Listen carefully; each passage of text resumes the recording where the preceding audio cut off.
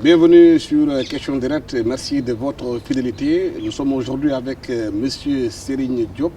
M. Serigne Diop est directeur de recherche Nestlé Abidjan. Il est en même temps le promoteur de lycée de Sandiara. M. Serigne Diop est le président de l'association Passeport pour l'avenir. Merci M. Diop d'avoir accepté notre invitation. Le lycée Sandiara, on a vu le lycée fantôme qui est devenu pratiquement une réalité avec un film qui est sorti sur le lycée. Pourquoi un lycée technique à Sandiara? Merci Alassane. D'abord, ce lycée de Sandiara qui a été construit sur une période de 10 ans a été un lycée de proximité au départ. Ce que nous voulions, c'est offrir une éducation gratuite et de proximité pour les élèves admis à l'entrée en 6e. On est parti du constat que dans notre région, qui est la zone de Mbour, et le village de Sandiara qui cristallise en fait 30 autres villages, il y avait un manque de cadres supérieurs. Les élèves admis à l'époque en 6e, des gens comme moi à l'époque, avaient du mal à trouver une offre d'éducation secondaire dans la région. Et donc c'était l'exil scolaire. On allait à Kaolack, Dakar, Fatick, ainsi de suite. Et le résultat, c'est qu'au bout de 2 ou 3 années d'études secondaires, la plupart, 80% des élèves abandonnaient l'école et les plus téméraires allaient jusqu'au brevet. Mais après, c'était l'école normale supérieure, l'école normale régionale pour devenir instituteur. Ce qui fait que dans notre zone, 80% des intellectuels c'est des enseignants, des instituteurs. Ce constat m'a poussé en quelque sorte à me dire le jour où je pourrais le faire, j'aimerais bien m'assurer que les enfants puissent aller à l'école dans le village et donc faire une sorte de collège de proximité. Donc l'idée est partie de ce constat-là, avec comme objectif d'avoir des dizaines et des dizaines de médecins, d'ingénieurs comme moi, des électroniciens, vous voyez, toutes sortes de cadres supérieurs, d'avocats, ainsi de suite. Voilà la vision qui était derrière. Et ça nous a pris donc une dizaine d'années, depuis 2002, pour construire ce lycée.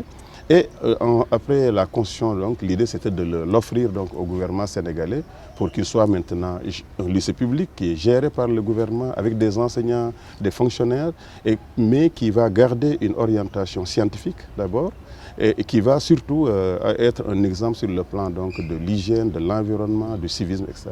10 ans, la maturation a été très longue. Construire un lycée comme celui de Sandiara demande énormément de moyens. Comment vous avez pu mobiliser ces moyens pour voilà, après l'idée, c'est une très bonne question. Ça nous a pris du temps pour démarrer le projet.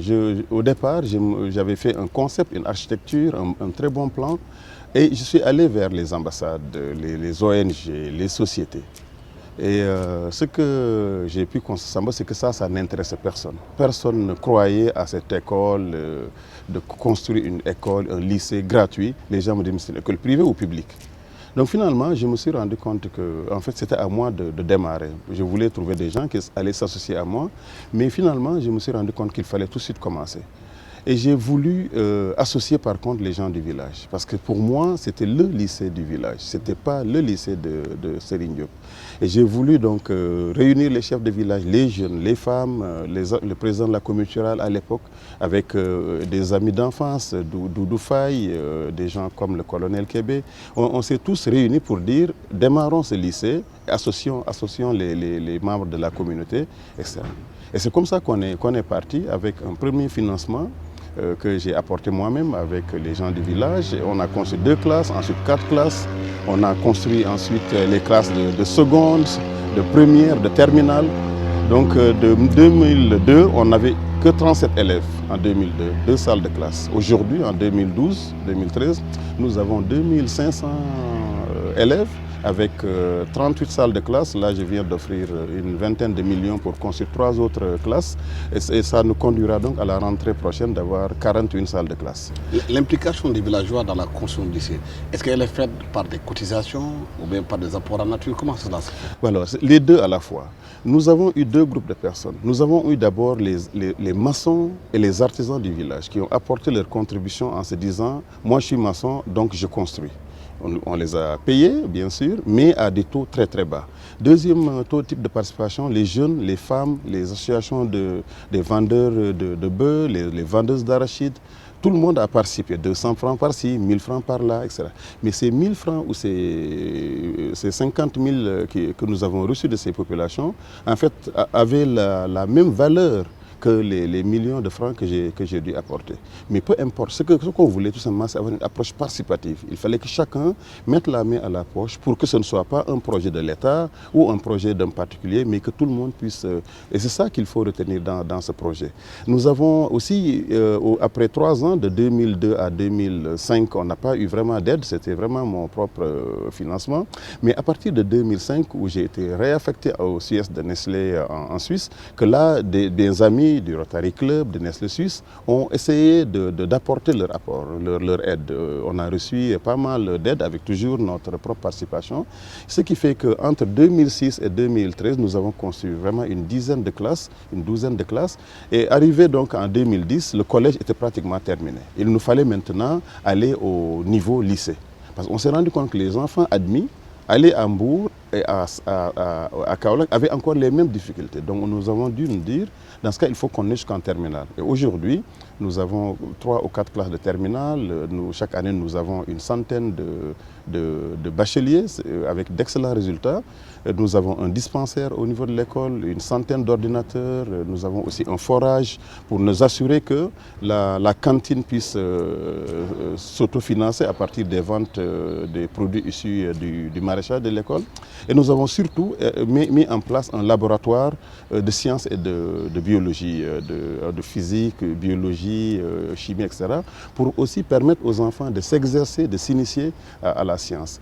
Enfin, nous avons une bibliothèque vraiment qui est l'une des meilleures bibliothèques du département d'Hambourg, où nous avons eu peut-être 10 000 ouvrages, où les enfants qui n'ont jamais reçu de livre de leur vie peuvent aller consulter les livres et se brancher donc sur l'essentiel du savoir dans le monde.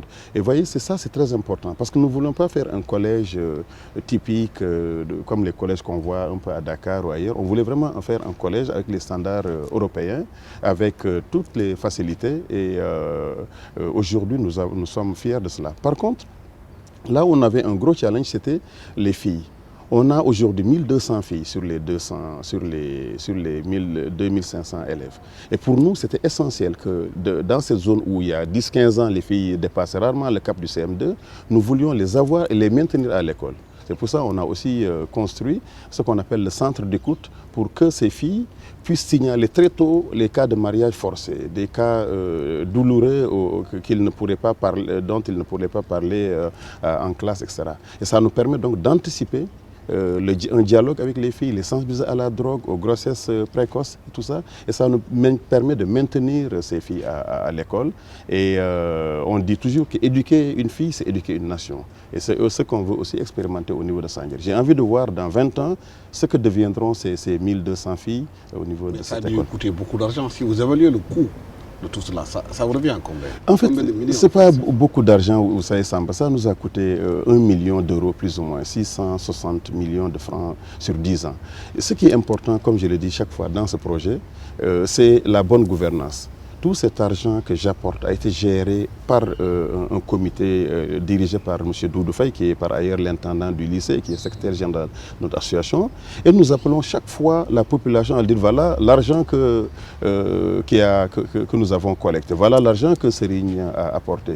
Et cet argent est géré de façon très transparente et nous avons surtout été efficaces. Là où des classes traditionnelles vont coûter 10 millions de francs ou 15, nos classes coûtent 10 millions. 5 millions. Et c'est des classes qui sont carrelées, avec des systèmes de ventilation, avec de l'eau. Donc on a surtout essayé d'optimiser la gestion de cette construction-là. Et c'est ce lycée qui est plus grand que la plupart des lycées que nous avons, les lycées de l'État et tout ça, en fait n'a coûté qu'1 million d'euros. Là où ces lycées vont coûter peut-être 2 millions ou même 3 millions d'euros, c'est-à-dire 1,5 milliard ou 2 milliards. Vous voyez, c'est un peu aussi un exercice de bonne gouvernance que nous avons essayé de faire, un exercice de transparence et surtout de gestion efficace des ressources financières que nous apportons. Mais souvent, c'est ça qui pose problème dans nos pays, la gestion. Vous avez parlé tantôt de la façon qu'il faut gérer le lycée. Quand il s'agit d'argent, il s'agit de... Parce que le lycée aussi, il faudrait peut-être qu'il continue à marcher. Sur quelle base vous appuyez-vous pour que la continuité de de la marchandise puisse se faire. Voilà. C'est très important pour nous cette question de la pérennité de ce lycée et aussi de sa gestion à long terme. Nous avons donc offert il y a 3 ans un forage de 15 000 litres par heure. Un forage qui est suffisant pour exploiter 10 hectares de maraîchage. Et à l'école, une partie de l'école en fait est réservée au maraîchage. Nous exploitons 2 hectares cette année, en 2013, et nous allons mettre 4 hectares l'année prochaine. L'objectif Samba, c'est s'assurer que ce périmètre maraîcher arrive à générer 20, 30 à 40 millions par année pour que cette école puisse en fait être autonome au niveau financier. C'est-à-dire qu'il y aura toujours le budget de l'État, mais pour nos actions de développement, pour les imprimantes que nous voulons acheter, pour les activités que nous voulons faire pour la bibliothèque, nous avons voulu avoir ce fonds-là. Et ça nous permet aussi d'être pratiquement dans les 2 ou 3 ans à venir, de pouvoir aussi avoir ce qu'on appelle une junior entreprise. Les élèves eux-mêmes pourront maintenant produire des légumes, mais aussi produire des poulets, avoir leur propre fonds dans le cadre d'un foyer socio-éducatif par exemple, et commencer aussi à s'initier à l'entrepreneuriat. Et tout cela, c'est en rapport avec le futur lycée professionnel de Sandiara que nous sommes en train de démarrer actuellement. Justement, quelles sont les activités que vous voulez mener dans ce futur lycée? Parce que vous avez parlé de formation professionnelle. Au Sénégal, il y a quelques lycées professionnels. Mais on a constaté dans des pays comme la France, il y a 2 systèmes qui sont mis pratiquement en place. Ceux qui peuvent aller jusqu'à l'université, ils vont parce qu'ils ont les capacités intellectuelles de le faire. Ceux qui ne peuvent pas, qui sont peut-être ont des limites, se font des bacs techniques avec le PTS qui leur permettent d'être opérationnels. Est-ce que ce lycée offre cela? Alors c'est exactement, vous savez, j'ai vécu 20 ans en Suisse et aussi en Amérique, en Afrique du Sud, etc. Et l'une des choses que j'ai observées en Suisse, c'est que tout le monde ne va pas à l'université. En Suisse, 70% de la population qui arrive au collège, en fait, va après en formation technique et professionnelle. Résultat, le taux de chômage le plus bas d'Europe, 4%, moins de 4%. Et résultat, cette formation professionnelle, elle est aussi bien valorisée que la formation universitaire. Alors, au niveau de Sandiara, nous sommes en fait pour ce modèle-là. Nous pensons que les élèves arrivés en 3e devront choisir entre une formation de type scientifique ou littéraire, aller vers classique, aller vers l'université, ce qui est excellent parce que ça nous permet de former les futurs médecins, les ingénieurs, etc. Notre pays a beaucoup besoin de cela. Mais ceux qui n'ont pas le bac ou ceux qui n'ont pas le brevet, nous avons fait le pari de leur offrir aussi une seconde chance, la possibilité de faire une formation professionnelle. En réalité, nous pensons que cela est très stratégique pour notre pays, pas seulement pour Sandiara. Le président parle toujours dans son programme de 14 centres de formation professionnelle dans le domaine de l'agriculture, de l'industrie, de minier, ainsi de suite. Et au niveau de Sandiara, nous sommes convaincus que si 50% des jeunes qui arrivent en 3e ont le choix d'aller vers l'agriculture comme option, ou l'industrie comme option, ou la formation hôtelière comme option, ou le bâtiment, ça leur permettra d'avoir tout de suite une formation solide au bout de 4 ans ou au bout de 2 ans. Au bout de 2 ans, ce sera un CAP. Ça leur permet d'aller travailler au ciment du Sahel, à l'aéroport Blaise Diagne, ainsi de suite, ou à Sali. Ou bien ils peuvent continuer à faire leur formation universitaire et continuer pour aller à l'Université de Dakar. Et ces 2 piliers, je suis convaincu, seront la meilleure solution pour la lutte contre le chômage. Ce seront les meilleures solutions pour aussi créer les futurs agriculteurs de demain, les futurs mécaniciens de demain, mais je dirais tout simplement les futurs directeurs de PME. J'ai remarqué en Suisse, quand les gens sortent de ces écoles-là, certains se font employer dans l'industrie, dans l'agriculture, etc. Mais 10 à 20% de ces gens, en fait, ne se font pas employer. Ils font une sorte d'auto-emploi. Ils vont créer leur société de plomberie, leur société de serrurerie, de mécanique auto. Aujourd'hui, ils appellent ça, c'est des mécanotriciens parce que l'automobile a tellement évolué qu'aujourd'hui, il faut avoir une formation de mécanicien et d'électronicien pour pouvoir vraiment s'en sortir. Et ces gens donc vont créer ces garages-là. Et c'est exactement le modèle qu'on va avoir à Sandiara. Nous voulons que ces jeunes qui optent pour la formation professionnelle ne soient pas d'abord des jeunes qui sont en situation d'échec. Parce que vous voyez, c'est un peu le côté péjoratif du système français ou des autres pays et même de nos systèmes. On doit donner à la formation professionnelle toutes ses lettres de noblesse, toute sa valeur. On doit mettre dans notre loi organique au Sénégal que le jeune citoyen doit avoir droit à une formation professionnelle ou à une formation universitaire et les mettre à un même niveau. Ça nous permettra en fait de valoriser cette formation-là, de ne pas la présenter comme une alternative si on échoue. On ne doit pas la présenter, on doit plutôt arriver en troisième, montrer aux élèves dans le cadre d'un centre d'orientation que nous voulons d'ailleurs créer au niveau de Sandiara, montrer aux élèves les options qu'ils ont entre la formation professionnelle et la formation type universitaire. Et les élèves, sur la base de conseils de la part de nos conseillers en orientation, vont faire un choix clair et net. Mais la nouveauté de ce lycée, ce n'est pas seulement les départements agriculture, industrie, c'est le fait que le conseil d'administration de ces lycées va être occupé, géré et vraiment managé par l'industrie. Nous avons lancé une invitation à 25 sociétés de la place qui sont dans le secteur primaire, secondaire et tertiaire. Ces sociétés, nous les avons invitées dès le départ à rejoindre le conseil d'administration pour deux raisons. D'abord, c'est à elles de nous dire c'est quoi un bon mécanicien pour eux, un bon électricien bâtiment. C'est à elles aussi de nous dire dans 5-10 ans quel est le nombre de mécaniciens auto, quel est le nombre de techniciens de froid dont ils auront besoin. Et ce nombre va nous permettre en fait, de sélectionner et d'orienter les élèves en fonction des besoins. Ça, c'est très important. Et le troisième rôle qu'on veut leur assigner, c'est tout simplement accueillir ces jeunes par alternance dans leurs entreprises. Parce que la différence entre ce lycée professionnel et le lycée technique classique tel qu'on les connaît, c'est que ces jeunes seront formés en alternance. Un mois en entreprise, un mois à l'école. Voyez? Et ça leur permettra très tôt de mettre un pied dans l'entreprise, de comprendre, de s'assurer que les machines qu'ils voient à l'école, qu'ils manipulent à l'école, sont les mêmes machines qu'en entreprise. Ce qui fait qu'au bout de 3 à 4 ans, en réalité, ils sont déjà employables par les entreprises qui vont les accueillir pendant ces années-là. Et ce système-là que j'ai vu en Allemagne, en Norvège aussi, dans les pays scandinaves, au Japon, en Corée du Sud, en fait, c'est ce système-là qui correspond, à mon avis, à notre pays et qui permettra de générer de nouveaux types d'entrepreneurs, qui permettra aussi de développer l'agriculture, parce que maintenant, il faut aussi que l'enseignement, dans ces programmes-là, qu'on enseigne les dernières techniques. Il ne faudrait pas que dans ces nouveaux lycées dont le président parle, qu'on enseigne des techniques traditionnelles ou anciennes. Il faut qu'on se mette au niveau de ce qui se fait au Japon, aux États-Unis, en France, etc. Il y a une donnée fondamentale sur laquelle vous avez dit tout à l'heure, c'est la dimension psychologique. Beaucoup de Sénégalais jeunes pensent que les métiers de mécaniciens, de ceux qui font le froid, tel qu'ils le voient dans la rue au Sénégal, n'est pas valorisant. En quoi le lycée peut jouer sur le plan psychologique pour permettre à ces jeunes-là de savoir qu'aussi bien comme professeur d'université, que les lycées de fois sont des gens d'égale valeur. Voilà, je pense que le président a bien fait de dire prenons deux modèles, Sandiara et Fatick. Nous allons prendre ces deux modèles. Mon souhait, c'est que ces jeunes qui sortiront de ces écoles trouvent un emploi assez vite.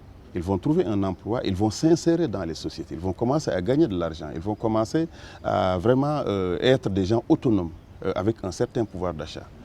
Je pense que les premiers étudiants qui sortiront de ces écoles-là vont être vraiment notre modèle. Il va falloir qu'on communique sur ce nouveau métier. Il va falloir qu'on montre que le col blanc et le col bleu, en fait, ont les mêmes impacts sur notre PIB. Notre pays a besoin de ces deux types d'experts et ces deux types de personnes. Et c'est pour ça que je suis convaincu qu'au bout de 5-10 ans, nous pourrons avoir des exemples justement des gens qui ont réussi, qui ont choisi cette filière de formation professionnelle, qui ont créé des entreprises aussi. Parce que c'est ça, je disais qu'il y a 10 ou 20% qui doivent créer des entreprises. Et là, je voulais juste aussi parler de l'employabilité. Vous voyez, notre objectif, ce n'est pas seulement que ces élèves sortent. Notre objectif, c'est de lever assez de fonds dans le monde, c'est l'objectif du film d'ailleurs, pour créer un fonds pour les startups. C'est-à-dire si un jeune, à la sortie de l'école, a développé des brevets ou une technologie intéressante, ou a tout simplement un projet personnel, il ne veut pas travailler pour quelqu'un, il a envie de créer sa propre boîte, nous souhaitons lui fournir tout l'équipement dont il a besoin. Donc je pense que c'est très important que les gens qui sortent de cette école puissent aller, comme j'ai dit, trouver un emploi dans leur société de stage, où ils ont fait leur stage, mais aussi puissent s'auto-employer. Et c'est pour ça donc je voudrais, dans le cadre du film, dans le cadre de notre association, pouvoir lever des fonds. On va mettre en place un fonds qui permettra à ces jeunes d'avoir un équipement à la sortie de l'école pour s'installer aussi comme frigoriste, pour s'installer comme agriculteur, pour s'installer comme menuisier, ainsi de suite. Et aussi leur faire bénéficier de tous ces fonds de l'État, le fonds GIP, la Caisse nationale de crédit agricole, pour leur permettre également de s'installer. Ça permettra à notre tissu de PME, dans 5, 10, 20 ans, d'avoir maintenant de nouveaux types d'entrepreneurs qui ne sont pas formés dans la rue, mais qui sont formés dans des ateliers extrêmement bien équipés des lycées, des 14 lycées que notre pays doit construire, mais en même temps d'avoir aussi des élèves, des étudiants qui sont maintenant des véritables professionnels, très pointus dans leur système. Nous pensons aussi que certains d'entre eux vont devoir aller beaucoup plus loin, vont devoir aller dans les formations supérieures. Et c'est tout l'intérêt de notre vision à long terme, de se dire qu'il faudrait aussi un institut des métiers à Sandiara, un institut supérieur d'enseignement professionnel. Ça permettra aux élèves, une fois le BTS acquis, de travailler d'abord pendant quand même 2 ou 3 ans, parce qu'il ne faut pas aller directement du BTS à l'université. Ce n'est pas très bien pour l'assimilation théorique et pratique des connaissances. Il faut une certaine expérience professionnelle. Mais une fois que ces élèves ont cette formation professionnelle, ils peuvent maintenant aller faire une formation supérieure de Bac plus 3 ou Bac plus 4 ou Bac plus 5 pour devenir ingénieur, voyez-vous. Dans un pays où l'emploi pose problème, où aujourd'hui les entreprises de plus en plus disent qu'ils n'ont pas les moyens d'absorber cette main-d'œuvre qui sera mise sur le marché, comment allez-vous insérer ces jeunes? Est-ce que vous ne risquez pas que ces jeunes-là soient bien formés et que d'autres pays viennent les prendre parce qu'il y a une formation assez pointue? Ça c'est le risque. Hein. Mais pour moi, il faut d'abord donner de l'avenir aux jeunes. Vous voyez, la formation professionnelle telle que nous voulons la faire dans notre pays, en fait, c'est au-delà du simple emploi que nous allons donner aux jeunes.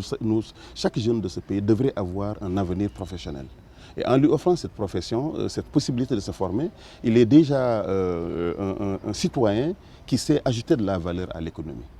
Évidemment, ce citoyen va devoir faire des choix sur trouver est-ce qu'il doit chercher un emploi ou il doit créer sa propre société. Donc vous voyez, c'est comme ça que ça se pose. Évidemment, les entreprises ont tout intérêt à rejoindre ces lycées agricoles et ces lycées techniques. Pour la simple raison que d'abord, ils ont du personnel à former en formation continue. Vous savez que la plupart de nos hôtels ont du mal à trouver des véritables professionnels, des véritables chefs cuisiniers qui travaillent pour eux. Et nous allons leur offrir justement un centre de formation où ils pourront aussi envoyer leur personnel pour une formation continue. Ensuite, ces jeunes qui sont formés, ils vont aussi bénéficier des meilleures formations parce qu'au niveau de la qualité du corps professoral, nous avons décidé de mettre en place deux approches. La première approche, c'est envoyer chaque année une dizaine de jeunes Sénégalais sortis de l'école normale, l'école nationale d'enseignement technique ou de la faculté de sciences, mais des gens qui ont un niveau ingénieur, pour aller se former à cette nouvelle méthode pédagogique en Suisse ou en Allemagne, etc. Deuxièmement, nous voulons aussi dès le départ faire venir des assistants techniques, des experts dans ce domaine, de la Suisse ou d'autres pays, de l'Allemagne peut-être. Et ces gens vont venir aussi nous aider à monter ces départements-là, à recruter ces professeurs-là, à travailler sur le curriculum avec le ministère de la formation professionnelle. Et le ministre Mamadou Talla a déjà visité la Suisse, il a visité toutes ces écoles en Suisse. Nous avons rencontré les associations de professionnels. Et dans ces pays, c'est ces associations en réalité qui dirigent même ces écoles. C'est ces associations qui organisent même ces examens-là. Le risque est toujours là, parce que vous savez qu'aujourd'hui, nous sommes dans un monde de compétition, très compétitif, où les métiers pointus sont demandés. Aujourd'hui, la France réclame les médecins, ils en ont besoin, parce qu'il y a une pénurie au niveau de leur pays. Dans d'autres pays, le travail de maçonnerie, de plomberie est très demandé. C'est une main-d'œuvre très prisée. Est-ce que ces étudiants qui sortiront de vos écoles ne risquent pas justement, par rapport au salaire comparatif, d'aller s'exiler, travailler.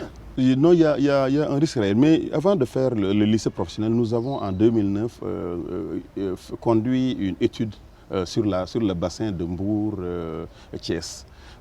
Cette étude était faite par un cabinet tunisien pour voir quelle est la demande en termes d'emploi dans les 10 prochaines années. Et Samba, on s'est rendu compte que ce bassin de Mbour, Diamniadio et Thiès va offrir des dizaines de milliers d'emplois dans les 10 années à venir. Rien que l'aéroport, c'est 3 000 emplois. Les ciments du Sahel, c'est 2 000, 3 000 emplois. Il y a une cinquantaine de sociétés qui sont en gestation dans cette zone-là. Et nous avons donc vérifié toute une information sur ça. N'oubliez pas aussi qu'entre Somone, Sali, jusqu'à Palmarin et dans les îles de Saloum, on a une centaine d'hôtels et de résidents. Nous avons aussi remarqué que cette zone, c'est une zone agricole, la zone de Sandiara et Mbour, Fatick. Est-ce qu'ils pourront gagner assez leur vie pour ne pas s'exiler, du point de vue du salaire? Voilà. Et c'est là la qualité de vie que ça peut offrir au absolument. C'est là où, justement, comme je disais tout à l'heure, dans ce complexe, on doit aussi enseigner le civisme dans ce complexe-là. Je dis toujours que dans le complexe de Sandiara, ce que j'appelle c'est le lycée d'enseignement général et le futur lycée technique, nous devons enseigner le civisme, le savoir-être et le savoir-faire. Vous voyez, c'est important que ces jeunes aussi sachent que l'État a dépensé de l'argent sur leur formation. Il faut qu'ils sachent que l'avenir se construit petit à petit. Le monde ne s'est pas fait en un seul jour. C'est petit à petit que l'oiseau fait son nid. Et donc je pense que c'est le rôle des communicateurs, le rôle des professeurs, le rôle de l'État de former aussi ce nouveau type de Sénégalais dont on parle, qui n'a pas seulement l'argent comme principale motivation, mais qui se dit, comme le disait John Kennedy, qu'est-ce que je peux faire aussi pour mon pays? Et je pense que si l'entreprise sénégalaise est impliquée dès le départ, elle va aussi offrir des conditions favorables. Parce que l'entreprise, ce qu'on oublie souvent, c'est que l'entreprise sénégalaise cherche aussi des gens qualifiés. Sans du personnel qualifié, pointu, elle ne peut pas aussi délivrer ses performances, elle ne peut pas atteindre ces résultats-là.